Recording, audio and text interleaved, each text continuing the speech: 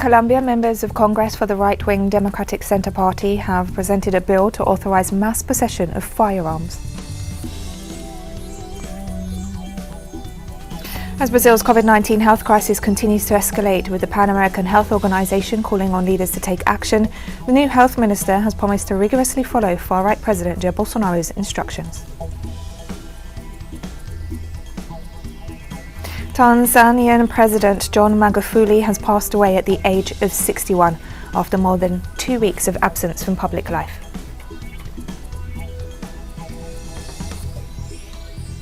From the headquarters of teleSUR English in Havana, Cuba, this is From the South. I'm Katrina Goss. We begin in Colombia, where members of Congress for the right-wing Democratic Center Party have presented a bill to authorize mass possession of firearms. The bill was presented by Congress members Maria Fernanda Cabal and Christian Garces. Senator Cabal described the initiative as a means for Colombians to defend themselves against the dangers they face. In a country that has been racked by decades of internal conflict and where violence continues despite the peace accords signed in 2016, experts have stressed that restrictions on the possession of firearms have been essential to lowering murder rates in recent years.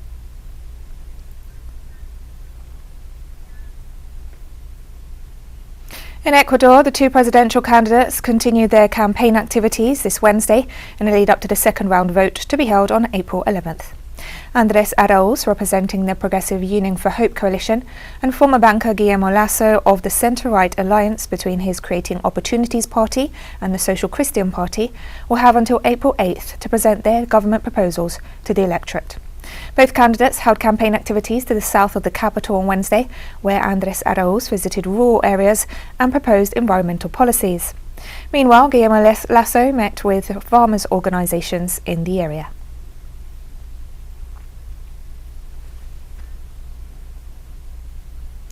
In Chile, the Court of Constitutional Guarantees of San Bernardo has issued an arrest warrant against police officers Alexis Nera Chaparro, Victor Antonio Lastra and Henry Giovanni Cuellar, who are charged with inflicting severe injuries on Mario Acuña on October 23, 2019, during widespread anti-government protests.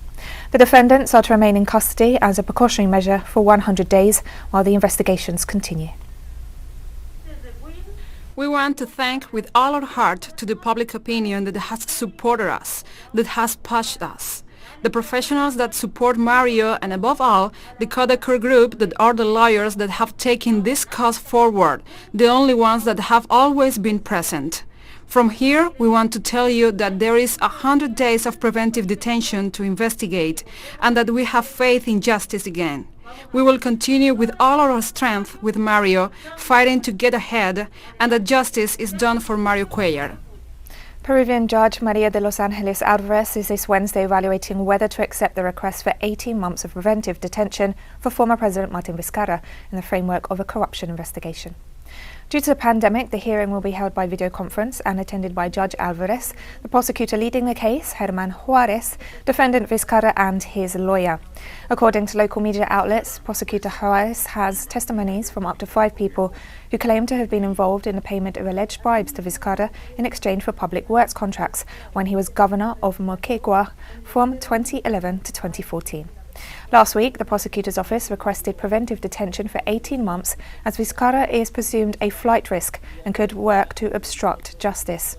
The former president also faces heavy scrutiny regarding the scandal surrounding unauthorized priority vaccination against COVID-19 for his relatives, friends and other government officials during his time in office.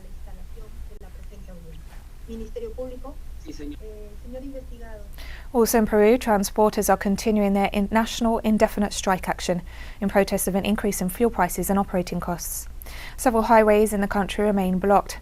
The National Union of Transporters and Drivers are also protesting against the increase in toll prices, the authorization for informal taxis, among other demands. Sector workers have called on Congress and regional authorities to take action to prevent shortages in the domestic market due to the stoppage and roadblocks.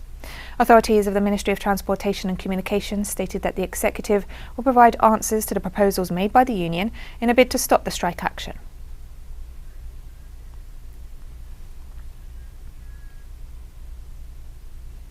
On Tuesday, President of Argentina, Alberto Fernandez, appointed lawmaker for the Everybody's Front coalition, Martin Soria, as his new Minister of Justice, after the resignation of Marcela Losardo.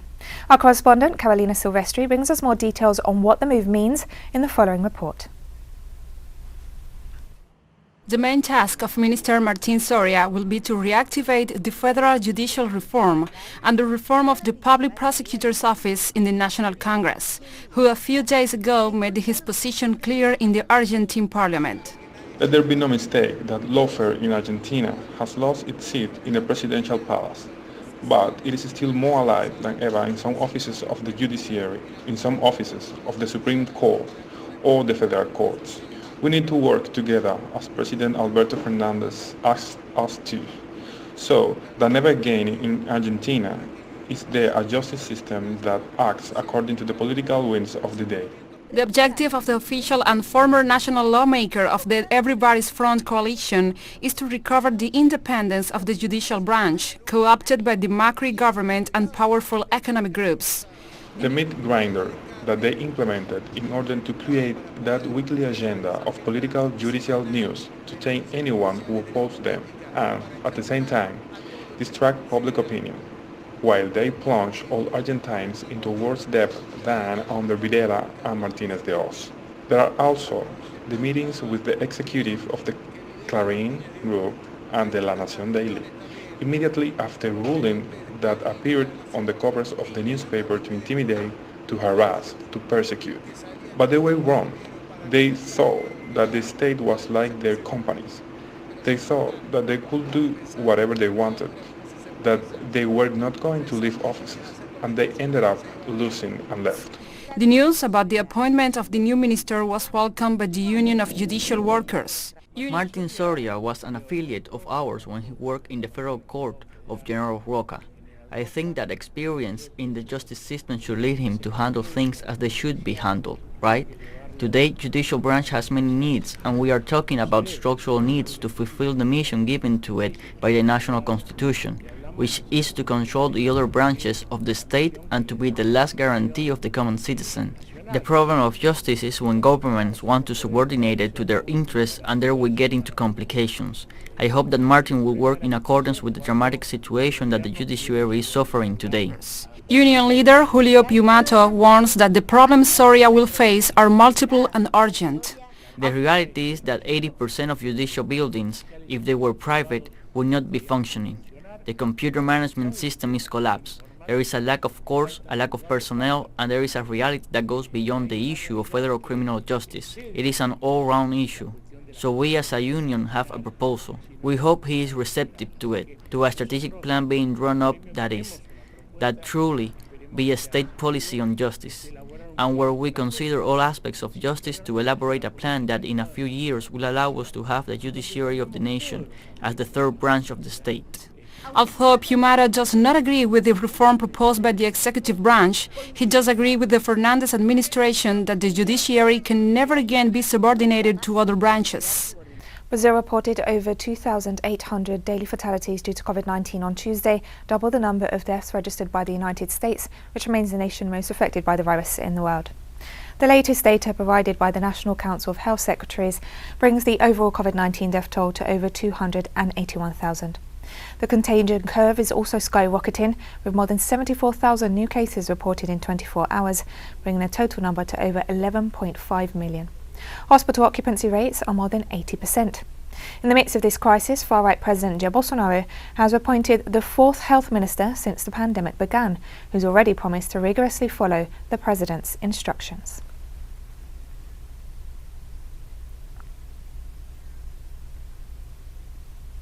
And Brazil's new health minister, Marcelo Queiroga, has admitted that social distancing is necessary to contain the pandemic that's wreaking major havoc in the country, and called for unity to fight the virus.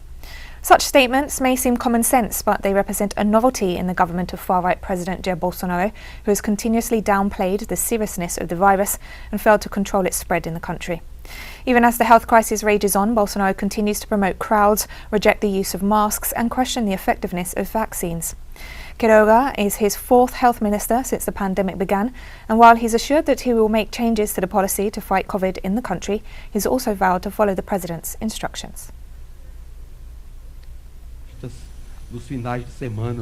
The director of the Pan American Health Organization has warned of the escalating crisis in Brazil, where a record of over 2,800 COVID-19 deaths are recorded on Tuesday, stressing a need for leadership to halt the spread of the virus. Meanwhile, the organization has also noted it continues to recommend use of the AstraZeneca vaccine.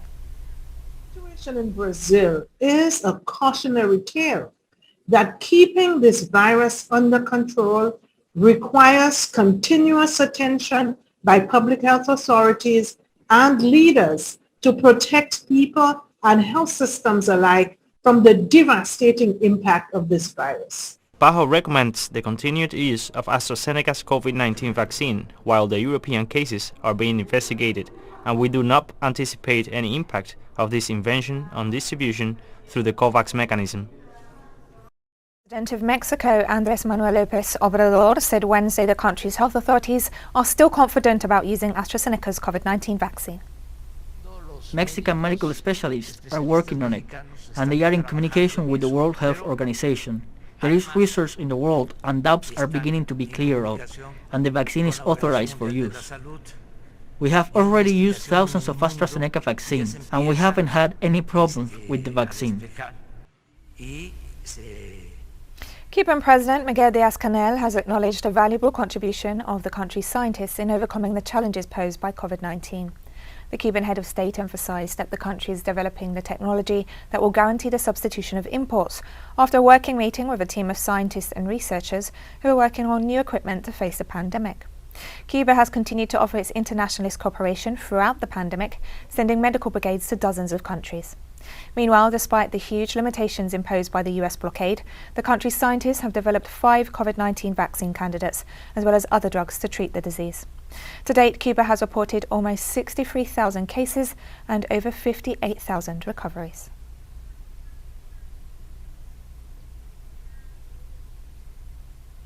And Cuba and Iran continue to evaluate the efficacy and safety of Cuban vaccine candidate Soberana 02.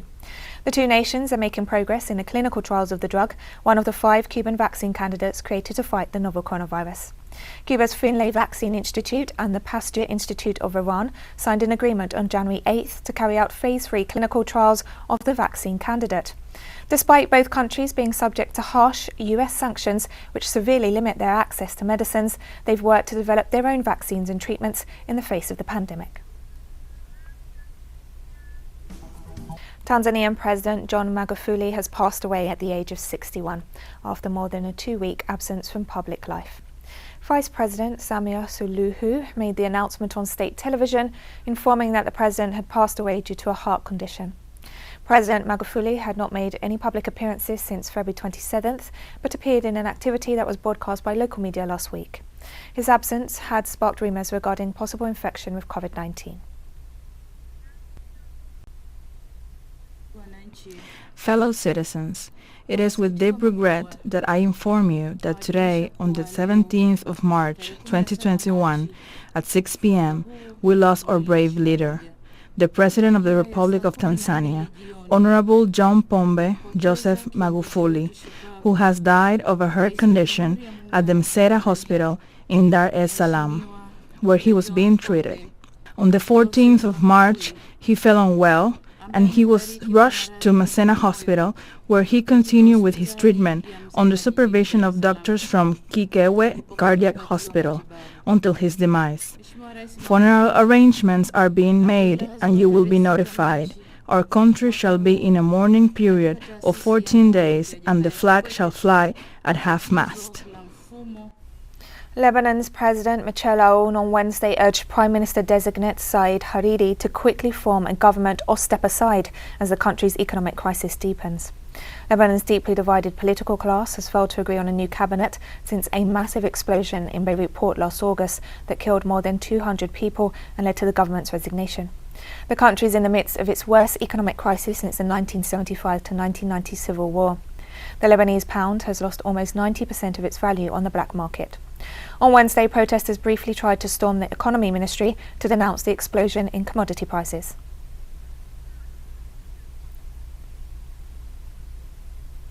In the United States, 2 jurors have been dropped from the murder trial of former police officer Derek Chauvin due to doubts over their impartiality. Hennepin County Judge Peter Cahill on Wednesday dismissed the jurors who'd been seated for the trial of the former Minneapolis police officer accused of George Floyd's murder in the wake of an announcement by the Minneapolis City Council that it had reached a civil settlement of $27 million with the Floyd family. Chauvin's attorney, Eric Nelson, requested the recall, leading Judge Cahill to question the approved 7 jurors about their knowledge regarding the settlement.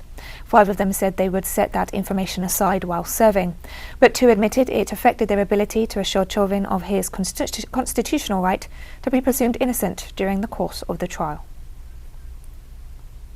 Hard to be impartial in this case. Hundreds of Zulu mourners gathered to pay their respects at the funeral of King Goodwill Zwelithini, monarch of South Africa's largest ethnic group. King Zwelithini was the longest-serving monarch in Zulu history, reigning for half a century through years of apartheid and democratic transition. He died early on Friday in the eastern city of Durban, aged 72, after weeks of treatment for a diabetes-related illness. His remains have been taken back to his birthplace, the small southeastern town of Nongoma in KwaZulu province, where he'll be laid to rest after midnight. The intimate ceremony, to be conducted behind closed doors, is referred to as a planting rather than a burial. And we've come to the end of this news brief, but remember you can find these and many other stories on our website at telesurenglish.net. You can also join us on social media, Facebook, Twitter, Instagram and Telegram. For teleSUR English, I'm Katrina Goss. Thank you for watching.